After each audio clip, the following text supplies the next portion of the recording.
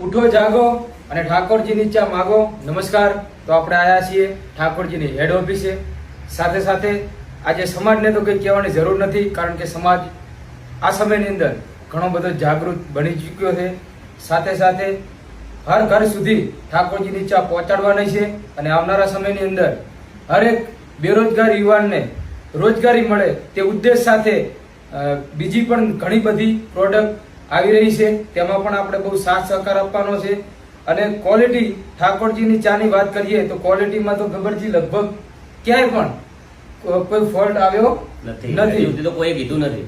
બરાબર। બે શબ્દમાં ગબ્બરજી પણ કહે છે। પેલા તો પ્રકાશભાઈનો ખૂબ ખૂબ આભાર, અમારા ઓફિસે આવ્યા દિલથી, અને એમને તો એમના વિડીયો તો બધા ખૂબ સારા જ હોય છે, બહુ સારો મેસેજ હોય છે। સમાજ બહુ સારા માર્ગે ચાલે છે, એમની બહુ દિલથી સાચી વાત છે। જેમ કે અમે વિચાર્યું નતું કે શ્રી ઠાકોરજી ચા આવી ચાલશે, ઘણો બધી અમારી પ્રોડક્ટો આપવાની છે।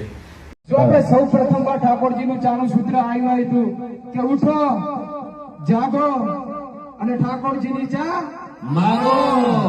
વાહ। અને બીજી વાત, જયારે ઠાકોરજીની ચા ની જયારે ઓપનિંગ કરવા આવ્યા હતા જન્માષ્ટમીના દિવસે, ત્યારે ઘરે એક જ પેકેટ લઈ ગયો તો અજયજીએ સવાલ કર્યો તો કેમ એક જ પેકેટ આખી એજન્સી નહીં? કારણ કે દરેક વસ્તુ ઉપર વિશ્વાસ ન કરાય।